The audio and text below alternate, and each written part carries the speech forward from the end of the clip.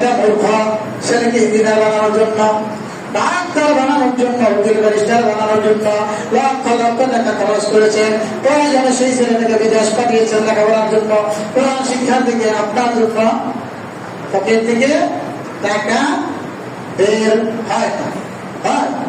হাতে বুকে হাত দেওয়া বলেন আপনার ছেলেকে কোরআন শিক্ষার জন্য কত টাকা ব্যয় করেছেন, আর এই কেজির ছেলেটাকে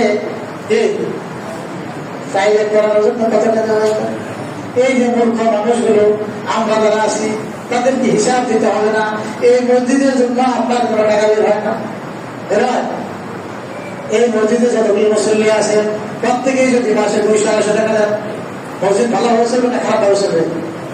হ্যাঁ, ইমাম মুসলিম না খায় বলবো, না খায় বলবো।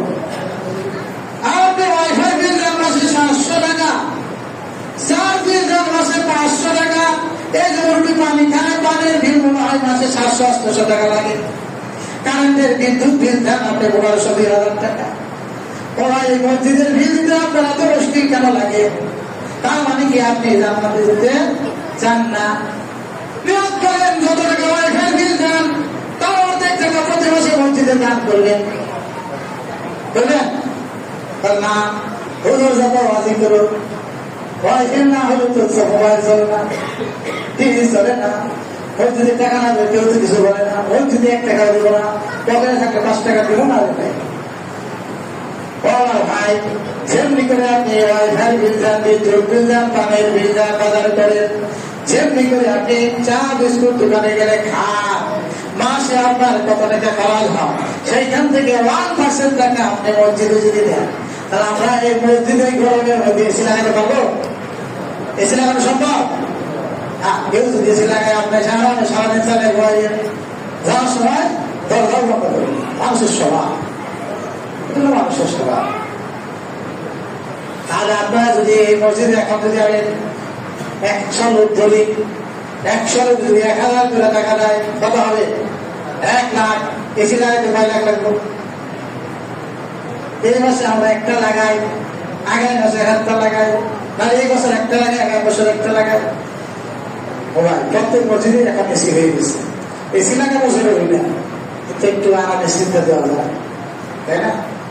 আপনারা আমাদের মসজিদে এসি না, কিন্তু বাড়িতে রঙিন টিভি ঠিকই আছে। মসজিদ আল্লাহর টাকা সহ আছে, ওই লাগে দিয়ে আপনারা এসে বলেন না কেন?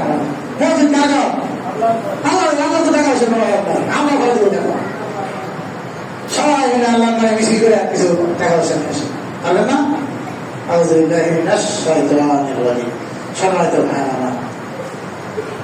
আরেকটা কথা বলে আজকে আমরা শেষ করবো ইনশাআল্লাহ।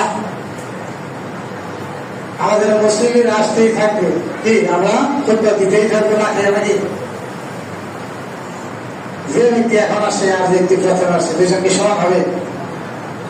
এই বিচার কেন করবো? আল্লাহ করবো নাকি? আমরা তো করি আল্লাহ বুঝলাম করি।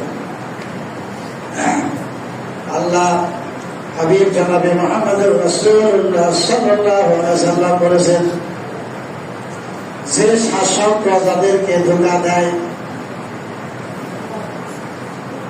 প্রজাদের মঙ্গল চায় না, তারা কোথায় যাবে?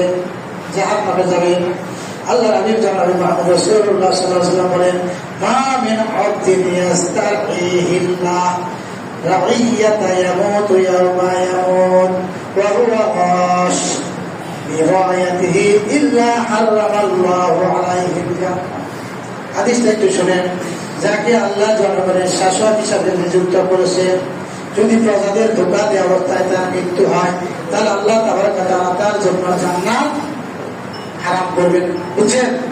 এই না বুঝতে পারেন হাদিসটা আল্লাহ রাসূল বলেন, আল্লাহ যদি কাউকে দেশের শাসক বানায়, এলাকার শাসক বানায়, সে যদি প্রজাদেরকে ধোঁকা দেয় আর ধোঁকা দেওয়া অবস্থায় মারা যায়, তাহলে সে কোথায় যাবো? আল্লাহ বলেন কি বলছেন? পঠিত আল্লাহ জান্নাত, আল্লাহ তাবারক ওয়া তাআলা ওই শাসকের জন্য জান্নাতকে হারাম করে দিয়েছে।